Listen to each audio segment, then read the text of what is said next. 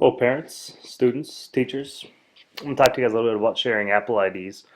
Some tips and tricks if you are sharing an Apple ID, things that you'd like to be aware of.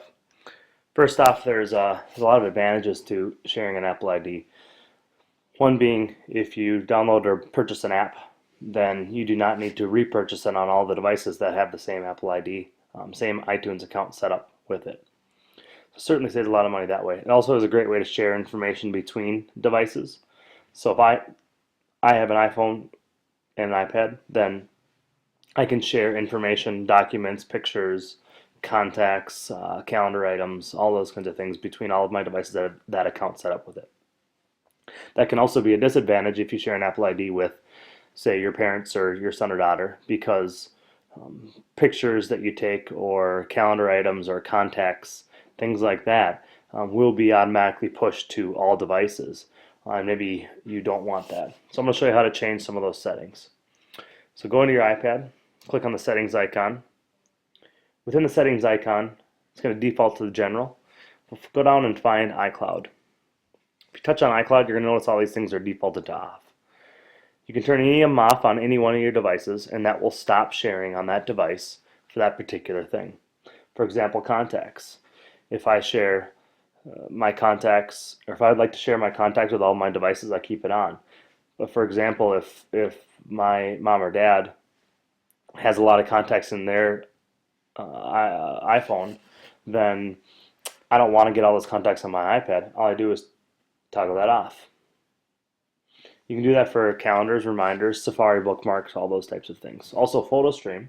When you click on PhotoStream, like I mentioned, pictures being shared between devices. If you have PhotoStream turned on, then anything you take with your phone or your iPad, any picture that you take, if you have PhotoStream turned on, it sends it to all devices that have PhotoStream turned on with that same Apple ID account. That's a good thing for me because I'm the only one on my account, but it can be a bad thing for people that are sharing accounts with a lot of people. So go ahead and feel free to turn PhotoStream off. You do want to keep Find My iPad on in case a device gets lost or stolen. Then we can track that. Then you can track that device last time it's connected to the internet.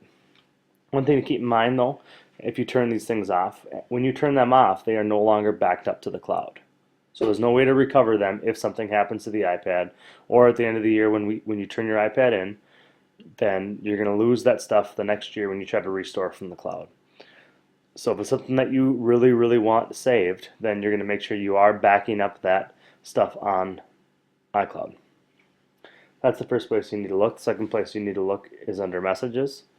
Under Messages, this is a way to text message from an iPad without using a phone number if you don't want to. You can just text message using your email, and you need to be connected to Wi-Fi to do that. So a lot of times if you're sharing an Apple account, it's going to be all the emails and phone numbers associated with that account. So when I touch on send and receive, I got a lot of emails and phone numbers associated with my account. So if I'd like to turn it off for this device, maybe this is only my home, or maybe it's only my school iPad, so I'd like to keep just my school address on there. That's the only address that I can send or receive iMessages from. So last thing that I'm going to show you as sharing accounts, if you go into the iTunes store, you'll notice you can turn on automatic downloads. Now what this means is if one device downloads something from either music, apps, or books, it automatically will push it onto all of the devices that has it turned on. This can be a good thing again, but it also can be a bad thing. You can end up overloading apps. Somebody is downloading a bunch of games, then it's automatically going to go to your device, even though it's not. It was just downloaded on the same account as you're using. So I turn mine off.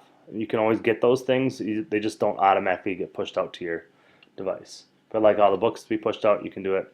This is, parents, a great way to keep tabs on what apps are being downloaded or what music is being downloaded on any devices that are under your account.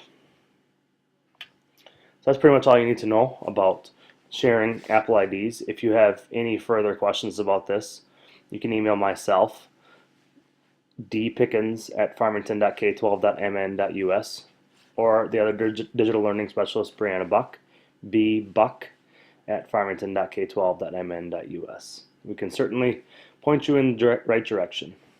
Thank you.